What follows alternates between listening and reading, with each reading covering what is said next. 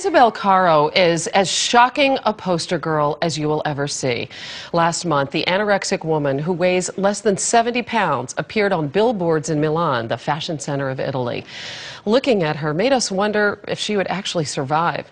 CBS News correspondent Sheila McVicker went to Paris to learn more about her. You remember the picture, the shocking, haunting gaze of an anorexic. Hard to look at, hard to look away from. It was part of an Italian attempt to raise awareness of the disease in the fashion industry. Isabel Caro was the model. She told us she has no regrets. She posed for the campaign. I've been anorexic since I was 13. I said if I can put my years of suffering to use, then it would not have been pointless. I hope the message got through. I know there has been a lot of criticism because it's a shocking photo, and I wanted to shock. It's really a warning that this is a serious illness. But it's too painful now for Isabel to see that picture. I say to myself, that's horrible, horrible.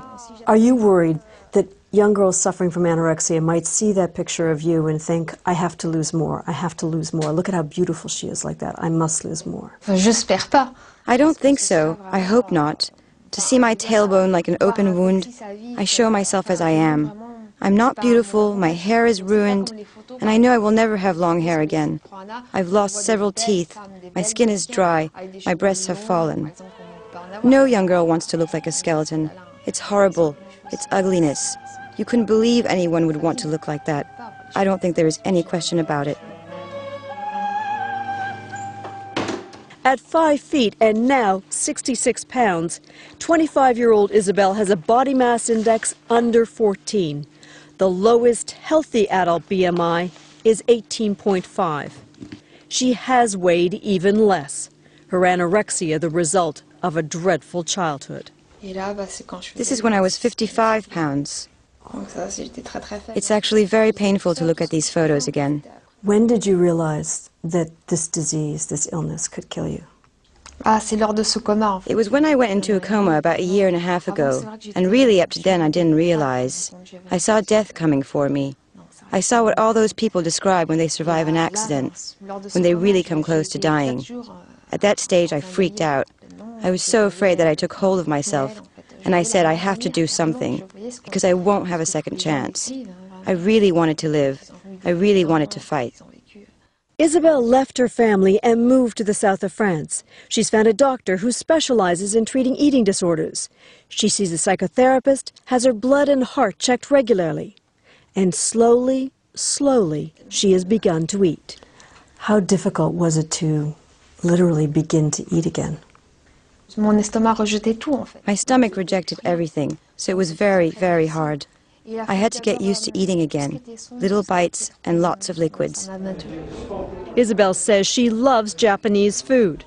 I'll have the seaweed salad, and definitely the miso soup, because it's got lots of salt in it. And for lunch, ordered soup and seaweed and a plate of sashimi, that's raw sliced fish. A whole cup of tea is sometimes just too much. She cradles the cup for warmth. Pasta and rice are still too heavy. She never uses olive oil. But there is progress. I've put on weight since the campaign photo was taken in April. I've gained more than 4 pounds, and I now weigh 32 kilos. And that's a big success. You're 32 kilos now. That's about 66, 67 pounds, and that's a big success. Yes, it's definitely a big success. I haven't put on any weight since I was a teenager. I was hospitalized several times and fattened up, but at the time I wasn't given any psychiatric help. So 1 week later, I'd lose the weight all over again. Critics say that Isabel was too sick and not mentally competent to be able to agree to participate in the anti-anorexia campaign. She says it has helped her. Did your doctor think it was a good idea? I didn't really talk about it beforehand, but when he saw it, he said it would give me motivation to get better, to give me a project, and that was very good. For the first time in a long time, Isabel is beginning to have enough strength to believe she has a future. But there is still a long way to go. Tell me about the freckles on your face. Do you paint the freckles on your face?